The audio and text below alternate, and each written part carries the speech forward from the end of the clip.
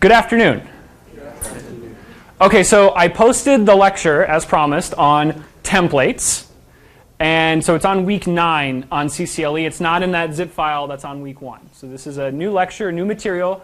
This is not typically taught, or I don't typically teach this in 10B, but this quarter I'm substituting this topic for the binary arithmetic topic that, so I think this one is perhaps a little more useful and practical sooner.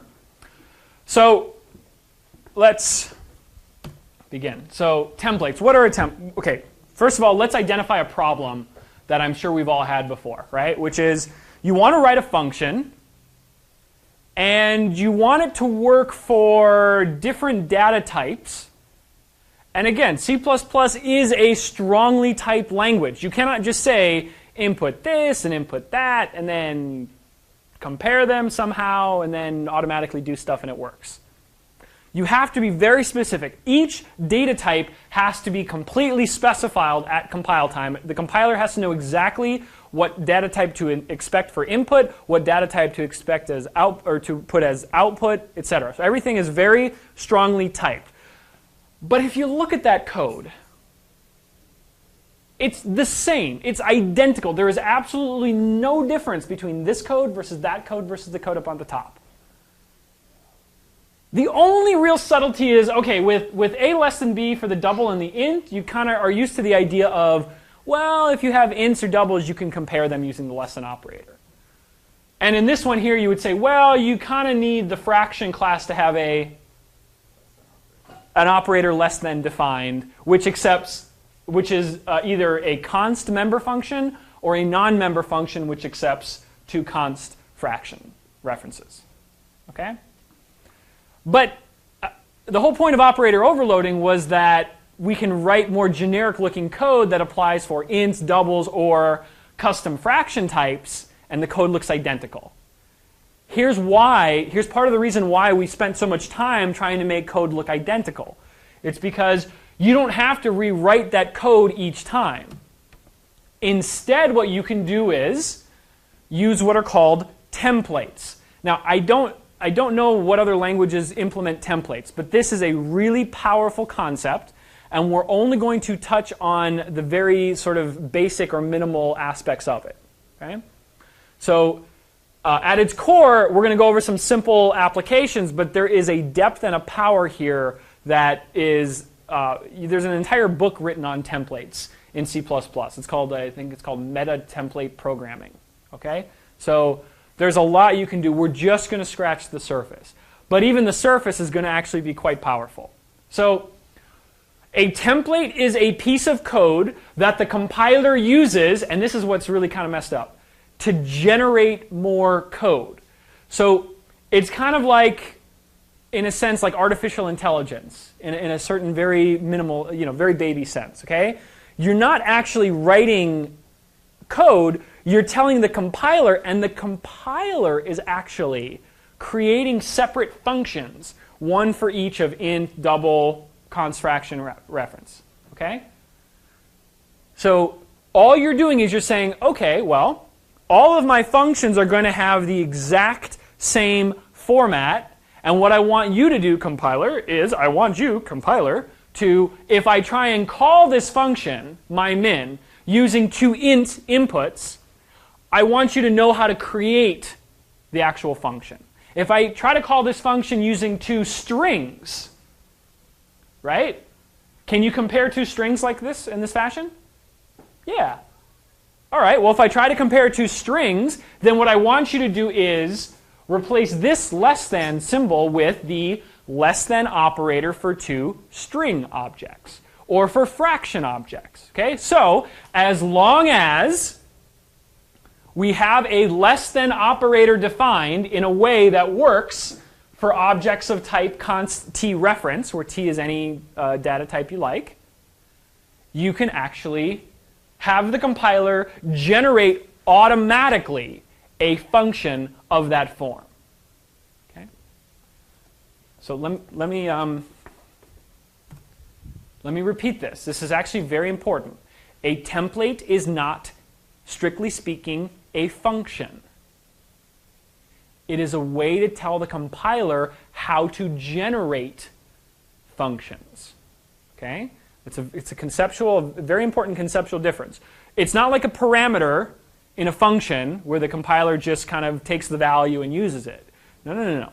What happens is a function template tells the compiler how to generate more code customized to how the function was called.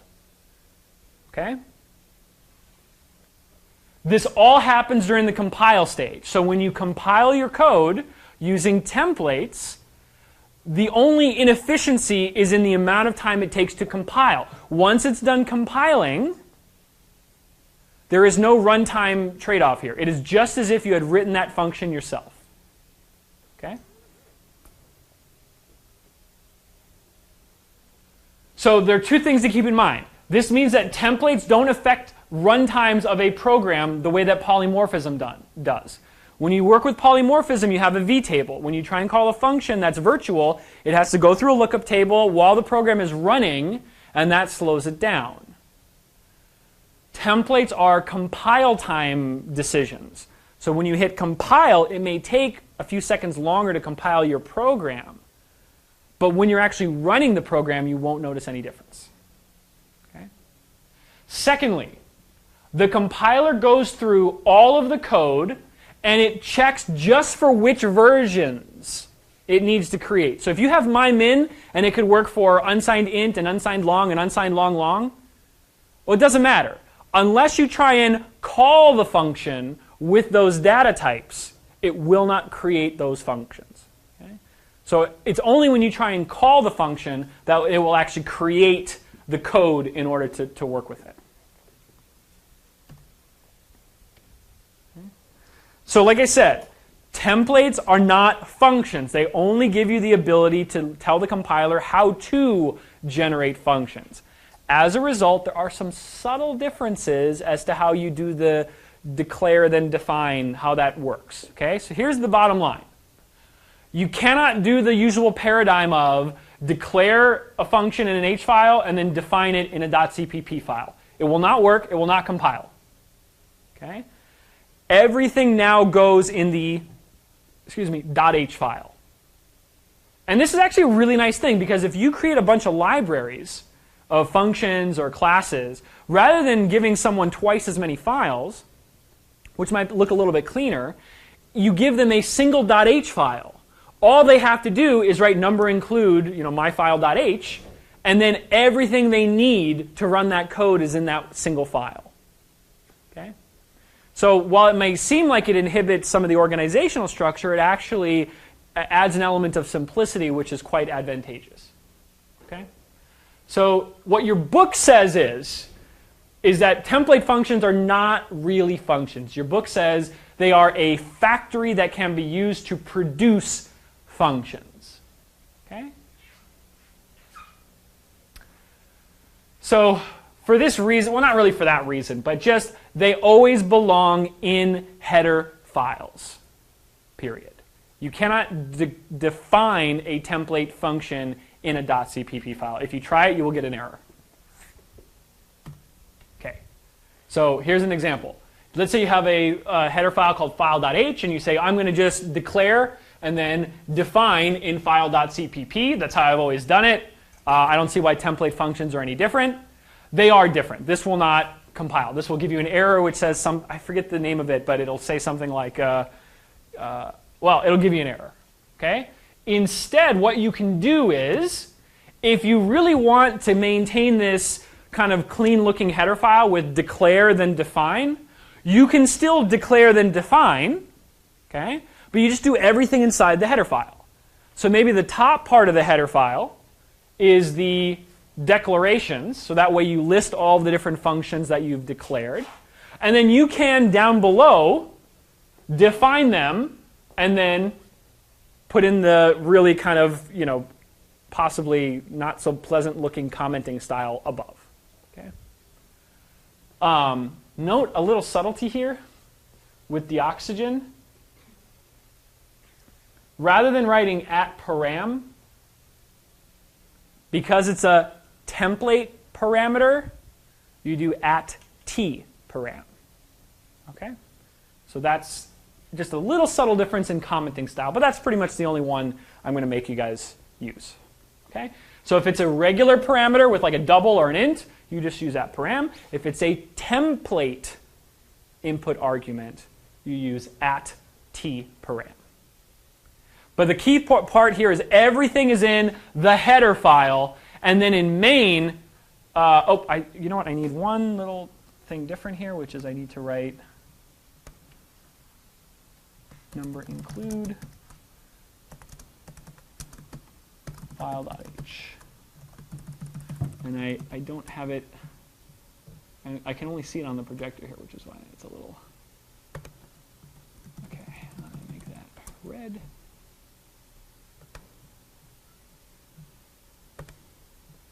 Okay. There we go. Okay.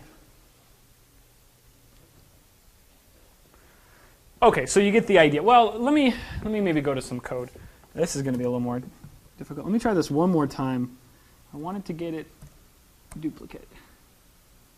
And it's not appearing on my screen. Projector only. Duplicate. I got nothing. Okay, we'll try this. This will be a little more challenging.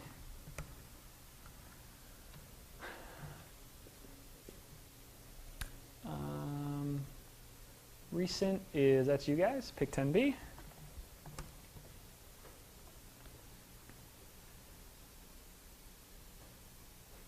So I added a bunch of files to this project. I posted the ones that I added on CCLE. So if you'll notice here in header files, I added this binary tree templated first step and binary tree templated. I added these two .h files, and there's no corresponding .cpp files. So we'll get to those files in a second. So what I did was in points.h, I added, here's a function template. Okay? So again, I declared it, and then I defined it, and all it's going to do is return, let's just have it return 1, just for fun. Okay, so no matter, or you know what, let's just have it return arg. So here's what's kind of cool. Well, okay, we'll have it return 1 for now, and then we'll change the templates to, we'll modify it for a different function. Okay, so we go down to main. Here's main. I've included points. If I try and call my function of, and I can put in anything now. I can say like, hi there. Now if I do cout,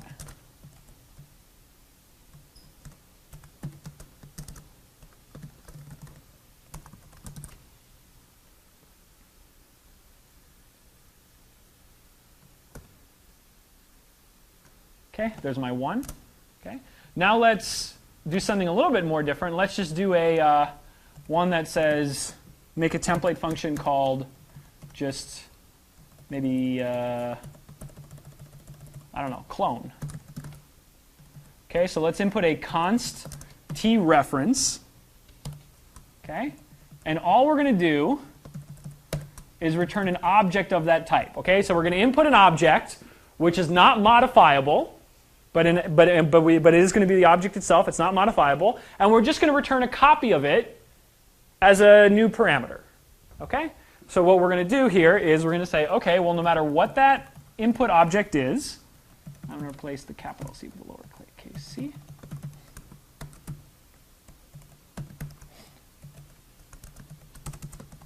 And I'm going to return arg. Okay? And all that is going to do is it's going to say, oh, okay, well, I'm going to take arg, I'm going to create a new object of type t, initialized with the values from arg, and I'm going to return that. Okay? So now if we go to source, and if we do cout, call this clone. Okay, so this one's not going to work because I think I need to put string here.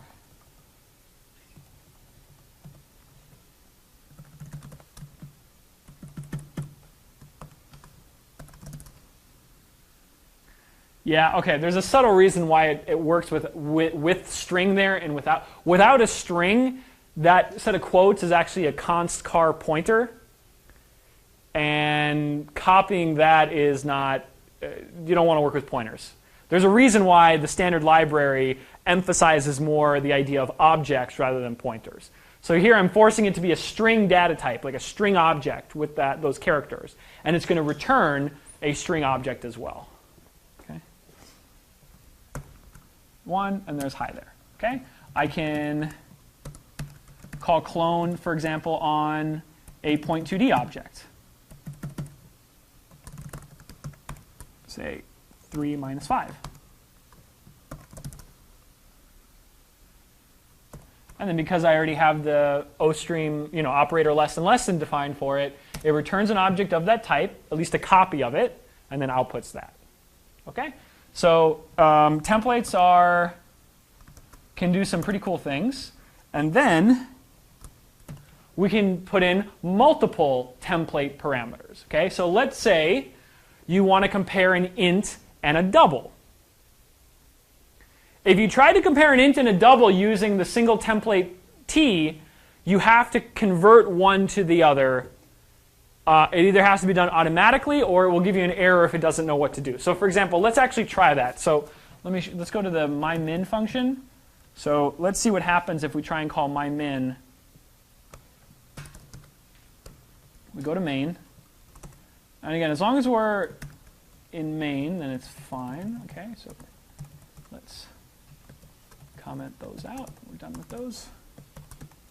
Okay, so now we write mymin of, say, 5 and 3. We see out that.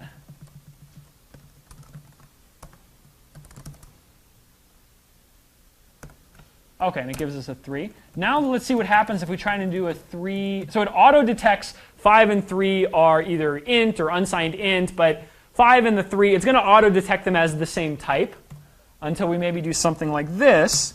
Now it's going to auto-detect 5 as either some kind of unsigned int or int type. And then it's going to say the 3.8 is not of the same type. It's of, let's say, a floating point type. So this is where the error comes in. Template parameter t is ambiguous. The question is, should it convert the 5 to a floating point, the same as a 3.8, or should it convert the 3.8 to a 3 to match the integer type of the 5? So it gives you an error. On the other hand, if I just kind of put in a 5.0 here, well, then it's fine. Then it just interprets that as a floating point and then gives us the min of that. Okay? But if I want to keep that, if I want to stubbornly say, nope, nope, nope, I want to be able to write 5, 3.8, then what we need is multiple template parameters. So that's what this is doing here. So, not that one. Right? Yeah, okay? So there's two aspects here. There's, all right, well, you can have one template parameter, or you can have as many as you want. Okay, so I'm putting 3 here. You can have 2, you can have 3, you can have 20. It doesn't matter. In the new C++ 11 stuff, you can even have like a template definition which allows you to specify the number of template parameters you want it to have. Kind of. Let me not try and say that right now. Okay, so you just fix the number of template parameters you want, and then what it'll do is it'll say, oh, okay, well, as long as I can compare a data type of A and a data type of B, then it's fine. You can create a function. On the other hand, you need to be able to return a certain data type. And here I've said, well, it's not really clear which type of I should return. Should I return a T type or an F type? So I said, I'm going to do neither. I'm going to return a G type, which is a little strange. Okay? But it's really just meant to highlight the point, which is that this is not about some mystical function that may or may not be created in some fashion. This is about saying, okay, if I try and call mymin on an int and a double, what data type should I actually return? Okay. So there's a question as to what type you should return at any point in time. So, okay, so there are two things. One, the types T and F have to be able to be compared. In other words, there has to be a less than operator defined between those two types. Secondly, you have to be able to convert a T type to a G type and an F type to a G type. Okay? But when T and F are, say, ints or doubles, it's not always clear that you can do this unambiguously. Because sometimes there's a question of, well, did you mean to convert that to an int or a double, or how does that work? So I replaced the static cast with just the usual C-style cast. So if you look at the code, all I did was, and I replaced it min with my min. But anyway, okay, so just it's the same idea. It's the same concept. What I did also was I added a third parameter of type G to tell the compiler exactly which data type I want the output to be. Okay, so for example, this is a really bad way to do it, but this is a way you can do it. Is you say, oh, okay, let's call min on 4.5 and 3, and the return type is going to be the same type as whatever this parameter here. We're not going to use it, right? You don't use C anywhere. But all it does is it helps to say, oh, okay, the return type should match 0.01. Okay? Now, this is not how you should do it. Instead, here's a better way to do it. It's this syntax, like we use for vectors, like we use for lists. Okay? What you're actually doing, when you write vector of ints, vector is actually a template class, which we'll get to in a moment. Okay? So the less than, greater than, those angle brackets, those are indicating that there is a template, and you are specifying which data types you want for that particular template. Okay? So here what we can say is, oh, I want to call the min function. I want you, the compiler, to create a function called min, which has this input-output structure according to T is going to be replaced with double, F is going to be replaced with int, and G is going to be replaced with double. And then there's no ambiguity. The compiler knows exactly which data types to fill in this case. Okay? So unless you know ahead of time what the return type should be, this is unless you know that G should always be a double, for example, then usually this syntax is the way you want to go. Okay? Just like with vector of ints, vector of doubles, it's the exact same thing. Question? So the order in which you declare your template is the order that you have to match exactly, you also not know what's moving? Yes. The order in which you declare your template parameters, T, F, then G, has to precisely match the the double, int, double. Yeah. Order definitely matters. And it's apparent, remember when we worked with sets, and we did set of point2d, comma, and then we inputted like point order x or point order y? It's because the first parameter specifies the type, and the second parameter specifies how you will compare those two objects together. So yes, order most definitely matters with template parameters. And like I said, it's not just functions, it's classes as well. So when you create a vector of ints, there is no vector of ints class. There is a templated vector class in the standard library, and when you write vector of int, it creates a class with int filled in wherever you see t there. When you write vector of int, and then vector of string, and then vector of char, or vector of point2d, you are creating separate classes for each of those data types. Even though they all start with the same word vector, you are creating separate classes for each one of them. And that's exactly how the code looks like. You write template, type name t, in front of your class node definition, and then you just swap out wherever you see like string val or int value, you just replace that data type with the template parameter t.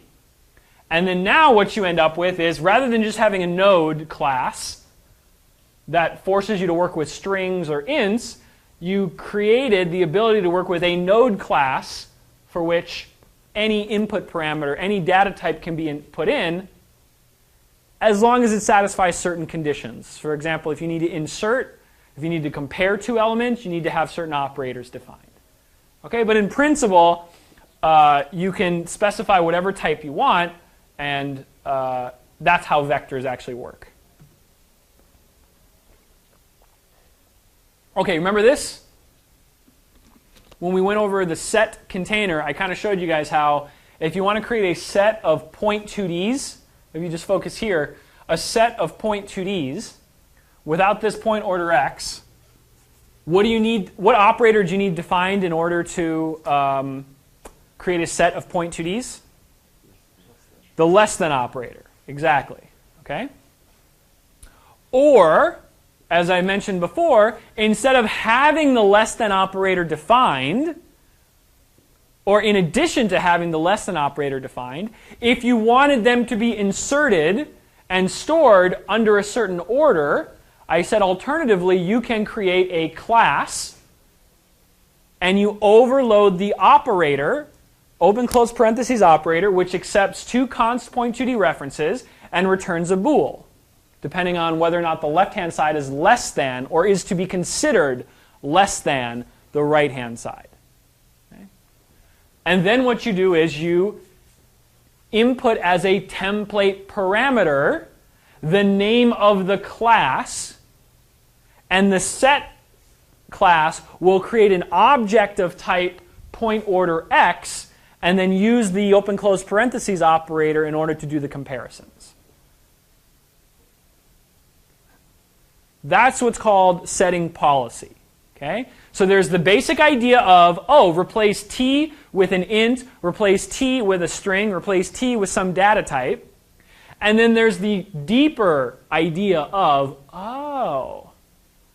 I can affect the internal workings of how this class does its business by specifying a parameter which then tells the internal insertion algorithm which elements are to be considered less than or greater than the other elements.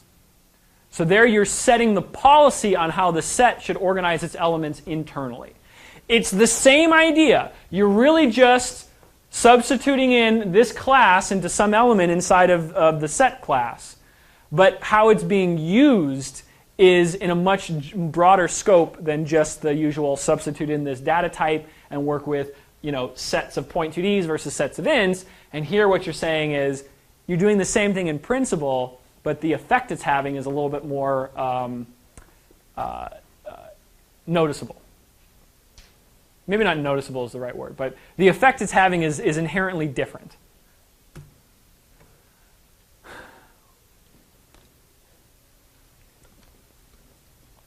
That's what this is summarizing right here. So what this is saying is, this is the term that you will need to know for your exam. This is actually in chapter 16 of your book. A lot of the topics I'm going over right now, and a lot of these terms. So you can refer to chapter 16 for more kind of background info. So like I said, sometimes a template parameter defines a rule or a policy for what to do with the input parameters. That's called setting policy. Okay?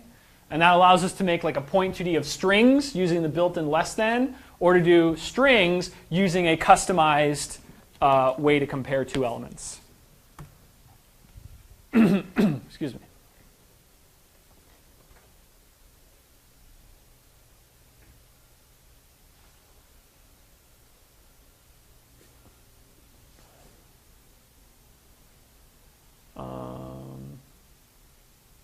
I forgot what I intended by this slide. Let's see. Class anti-order. Okay, so there's the, again, you just create a class object, and the open close parentheses operator is defined to be the a greater than b. And then we can create a function like max using, I see what I did. Okay, so now what happens is in my max function, this is just a function, not a class, but a function. What I will do is I will input a left and a right input parameter, and in addition, I will input an object of type anti-order, and it will use that object, CMP, in order to do the comparison. In other words, it will just invoke the open close parentheses operator to return the true or false value, instead of writing left strictly less than right, here I'm calling a function with those two arguments as the parameters. Okay. This example I think is from your book. If you create a class called ordered collection, then I guess, yeah. So I think the idea behind this ordered collection class is that you store elements like a vector, but then every time you insert an element, it'll internally shuffle things around so that it's always in sorted order. It's a good idea, but the standard library provides all these implementations now. So that's kind of what a set does. A set works in a way where every time you insert an element, it stores it in the right order.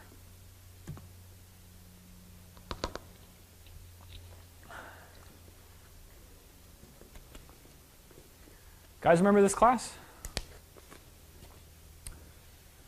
The tree node class. So this is from the binary search tree set of examples, okay, where you do the insertion, the left, right, going down the tree.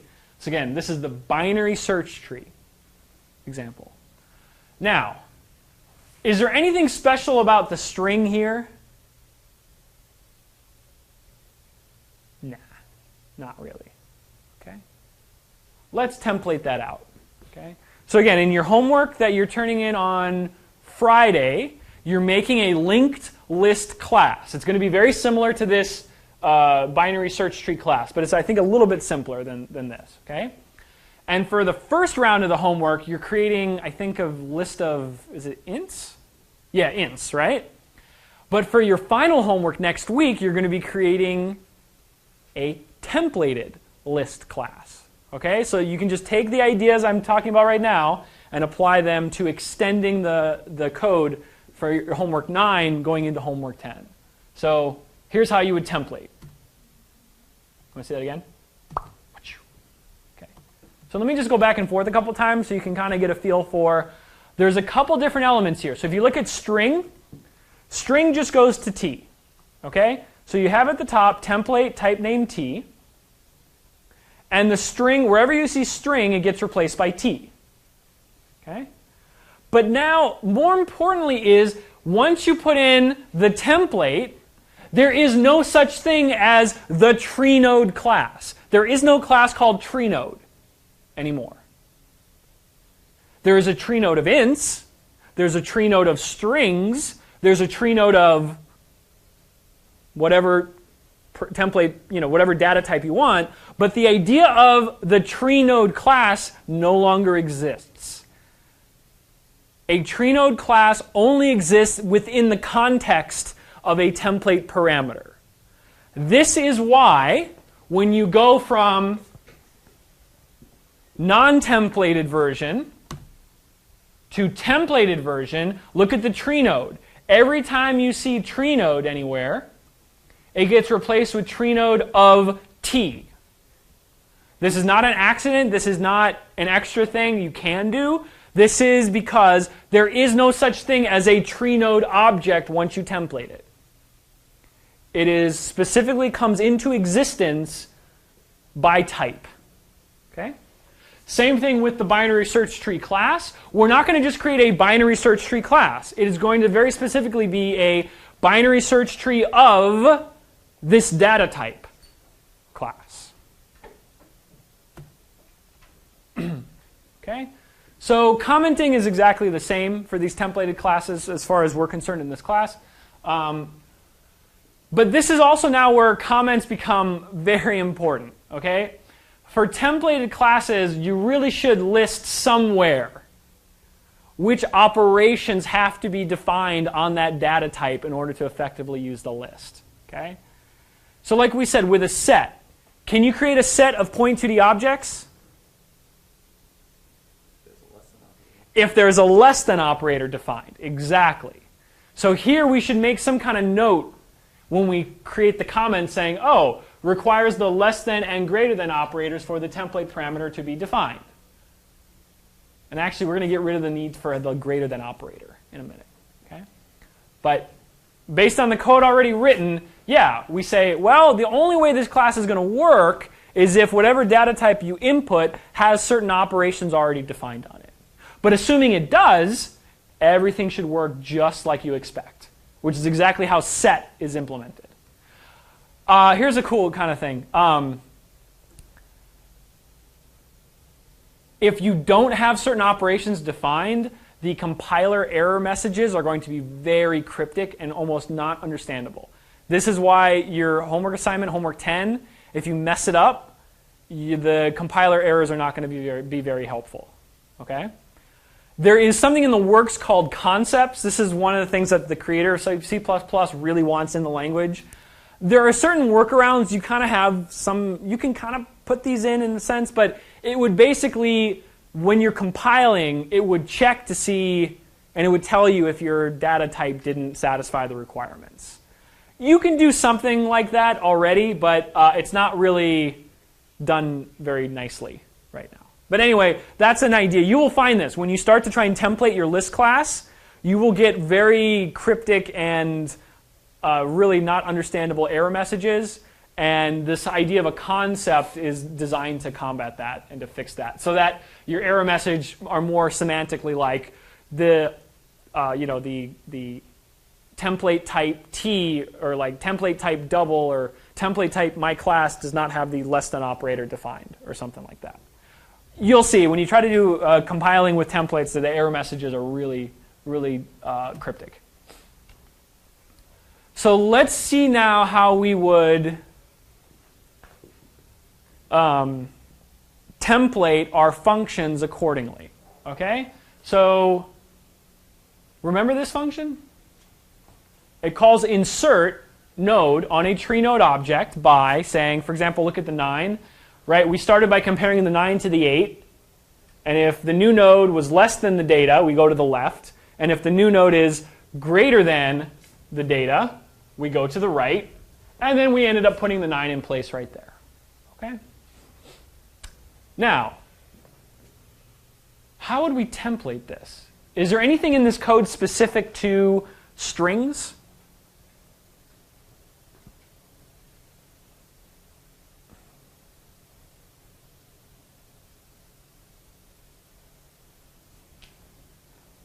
Not really, right?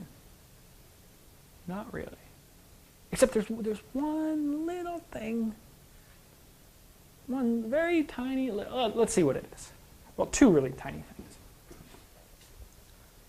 Before I do this, tree node at the top there. Yeah.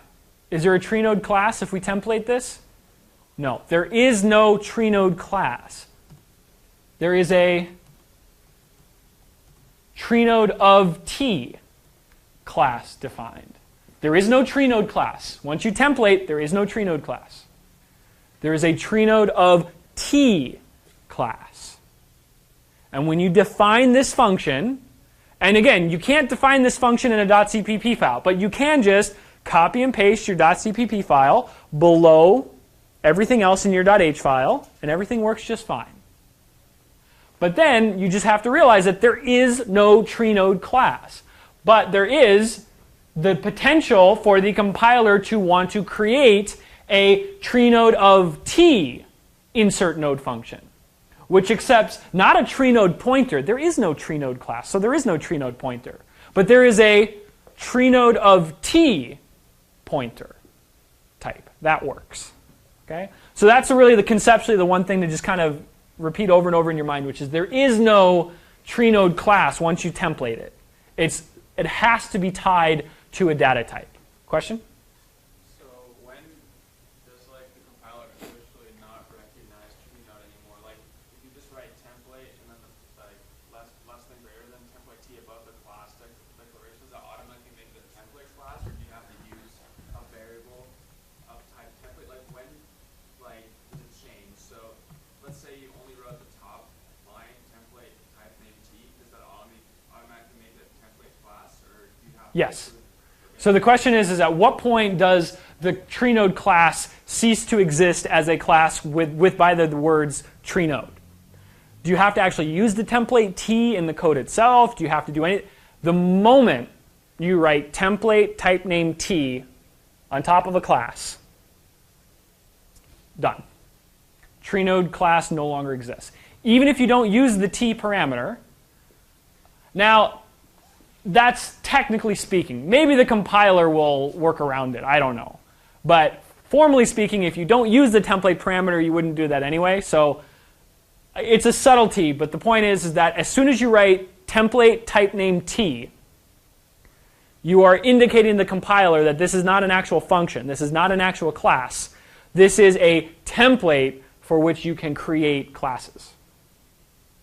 Follow-up question, yes? Sorry.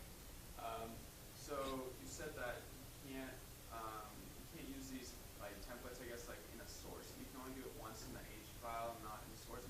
So does that mean that when you're using this stuff, you have to define all your templated functions in the H file? So you can't write any code relating to a templated file in the source file. So that has to all be in the .h? Everything has to be in the .h file. All of your declarations and all of your definitions.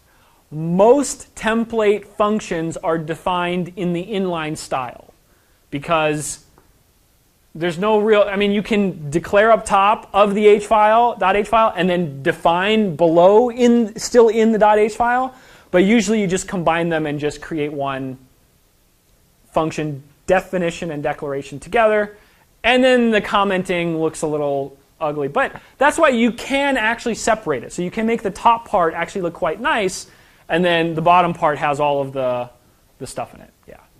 Question? Sorry, last thing. So if you write template, so you type name t, so at the moment where that is function is used, the compiler will say that t now for me is named at that moment. But then what about if you declare type name t in a file, subsequently somewhere else, you cannot say type name t for a different function if going to a different number type, right? Oh, okay. So t here is only defined locally. This type name t only has meaning within that class definition. Okay? Now, I could go to my insert node function. I can replace t everywhere with f. Let's do it. Okay? There's nothing special about t because what you're saying is wherever you see f or wherever you see t, create a function of that type. So if you define insert node inline in the actual class definition itself, then you would use t, because then it knows that t is the template parameter that corresponds to the node. But here, as long as you're consistent inside the function, what it's saying is, if I need to create an insert node function of, say, type double, how would I do that? And what you've told it is, well, wherever you see f, replace it with a double. Okay? But locally now within this function, f has a very specific meaning.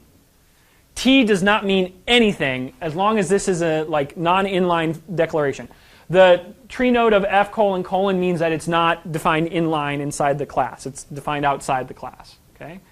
So there, it's not about matching up the t's or the f's. It's just about saying if the compiler needs to generate an instance of the insert node function applying to tree nodes of doubles to doubles, it has the capability of doing so. That's why templates are a little confusing, because it's like, oh, the t is here, but what does the t mean there? Or, as long as it's always defined locally. And again, as long as you keep this image in your head of, it's just when the compiler needs to create a function of a certain type, does it have the definition there to create a function? Thank you for those excellent questions. Okay, you even got an extra slide out of it too. Whoa. Okay, let's go back to t. Okay, we go t, f, that's fine. Now let's go back to t. Here's the difference between these two slides. Okay, look at the bottom. That's fine. We're going to continue this into the next lecture as well, and I will go over lots of coding examples but let's just, here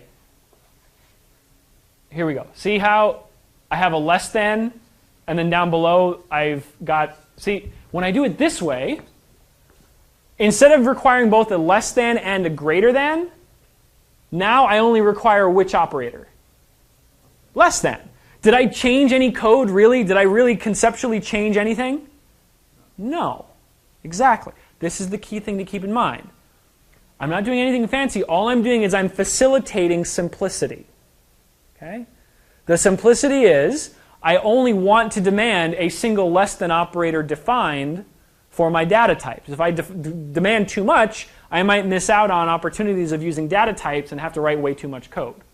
So here, what I'm just rewriting this to be less than. Okay? Now, here's the other thing to keep in mind. Is there anything special about the less than operator?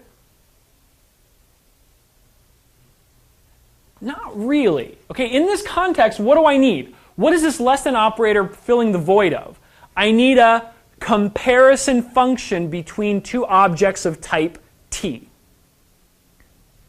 I need to return true or false using them as my input parameters. So I input two objects of type T and I return true or false. You can use the less than operator. It is a function that satisfies that format. Or I could template everything so that I specify not the less than operator, but I specify which function should be called, which does the comparison. Okay? That's what the point order x does. The point order x is saying, rather than calling less than on the two point2D objects, call a function, and it might look like the following. Okay?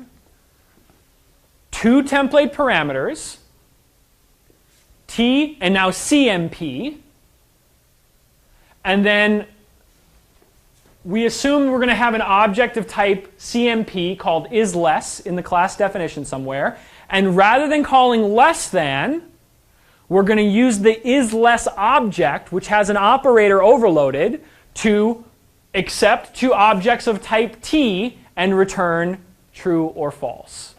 Okay? That's literally how the set container does it and changes its policy based on the input parameters. Okay? So we'll start with this idea on Friday and then show how to complete this very really simple but very fundamental idea of substituting a data type for the purpose of string int point2D and then substituting in a comparison function or a function object which then allows you to set the internal policy of how the elements are stored. Okay, so we'll pick that up on Friday, and we'll do some examples in code as well to demo it.